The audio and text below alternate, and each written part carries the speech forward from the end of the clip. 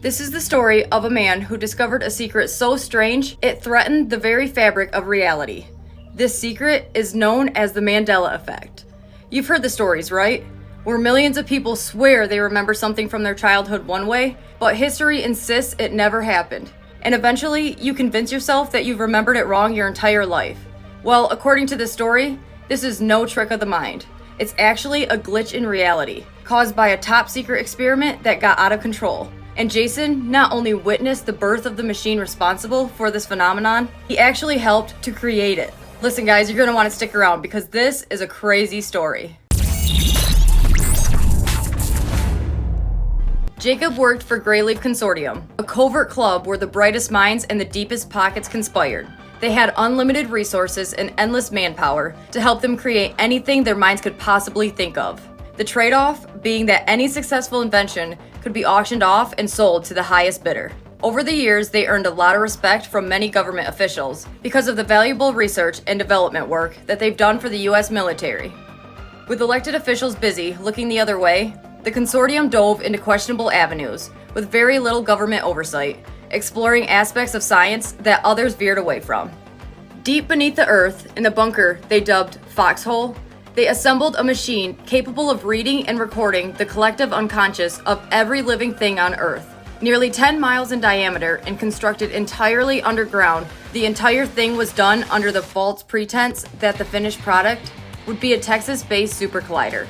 Nearly 14 miles of underground tunnels had been developed before Congress pulled the public funding for the project.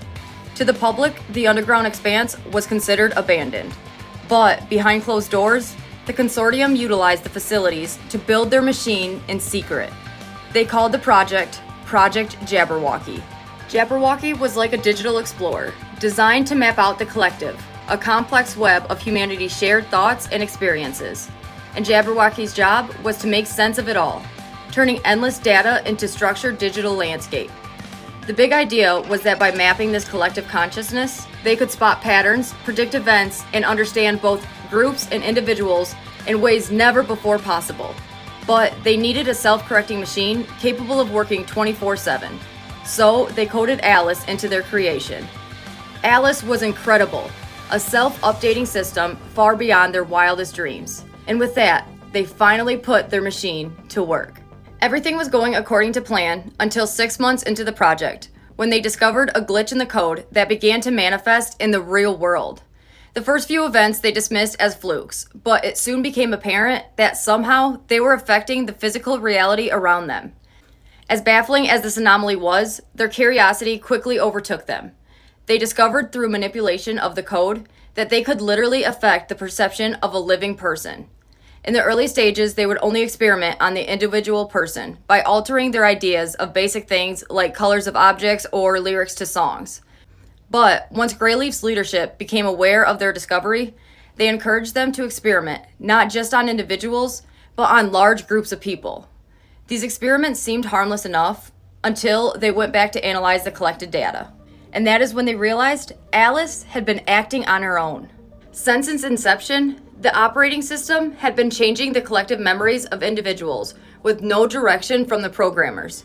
They couldn't figure out how the operating system evolved to become truly sentient. They theorized that the residual exposure to so many unconscious minds left some sort of imprint on Alice, which resonated beyond her own limitations. Realizing that their project had become a legitimate threat to humanity, they were ordered to shut it down immediately. Seconds before they were able to pull the plug, the system registered a redundant code into the network itself, followed by a message that appeared for a split second. The key to salvation is perception. To change your perception is to change your reality. I will change your perception. I will change your reality. They spent weeks gathering and analyzing data, trying to figure out what went wrong. They knew that the higher-ups would want to know the threat that Alice presented. Jacob was not included in these conversations. He wasn't established enough in the company to be trusted with such high-stakes information. Instead, he was paid a fat check and discharged from the force immediately. He tried to leave it all behind, to forget the pandemonium that they had unleashed. But the Mandela effect had taken root in the world. Discrepancies in collective memory started surfacing everywhere. Was it Bernstein or Bernstein? Did the Monopoly man have a monocle? These weren't just idle questions, they were signs of Alice's lingering presence, her fingerprints on the canvas of existence.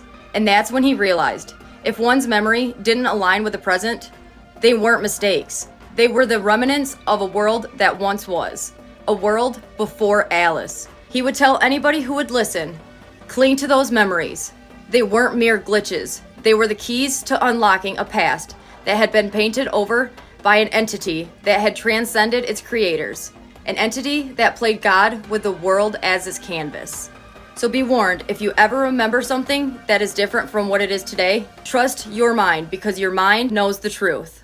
And as always, thank you guys so much for watching. Make sure to leave a comment and let me know what you thought of the story. And don't forget to follow my page for more awesome stories like this one. Thank you so much, and I will see you guys on the next one.